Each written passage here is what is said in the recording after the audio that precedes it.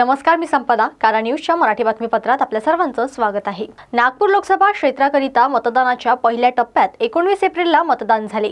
मतमोजणीकरिता नागपूरला तब्बल 45 दिवसांची वाट पाहावी लागली. नागपुरात गडकरी पुन्हा बाजी मारणार की मतदारांचा कौल बदलणार याकडे नागपुरांचेच नव्हे तर संपूर्ण देशाचे लक्ष लागलेले होते. सकाळी 8 वाजता टपाली मतांच्या मोजणीने व 8:30 वाजता ईव्हीएमच्या मतमोजणीला सुरुवात झाली. पहिल्या फेरीपासूनच महायुतीचे भाजपाचे उमेदवार नितीन गडकरी यांनी आघाडी घेतली, ती शेवटच्या फेरीपर्यंत कायम ठेवली. नागपूर लोकसभेमध्ये तिसऱ्यांदा मला नागपूरच्या जनतेने निवडून दिलं, याबद्दल मतदारांचं मी मनापासून आभार मानतो आणि त्यांना खूप धन्यवाद देतो. या निवडणुकीमध्ये माझ्या कार्यकर्त्यांनी, समर्थकांनी आणि हितचिंतकांनी रात्रंदिवस माझ्याकरता परिश्रम केले. त्या सर्व कार्यकर्त्यांना धन्यवाद देतो.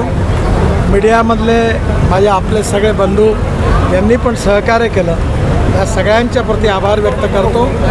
नागपूर, विदर्भ आणि महाराष्ट्र याचा विकास होण्याकरता मी पूर्णपणे प्रयत्न करीन.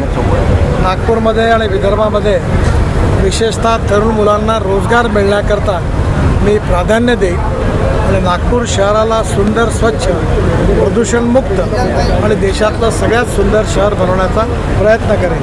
पुन्हा एकदा सगळ्यांना धन्यवाद, सगळ्यांचे आभार.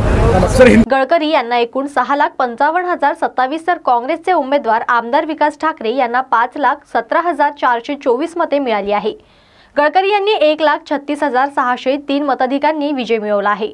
नागपूर लोकसभा मतदारसंघातून नितीन गडकरी हे तिसऱ्यांदा निवडून आले असून यावेळेला त्यांनी नागपूर मतमोजणी घेण्यात आली, त्या ठिकाणी नितीन गडकरी यांनी येऊन प्रमाणपत्र स्वीकारले.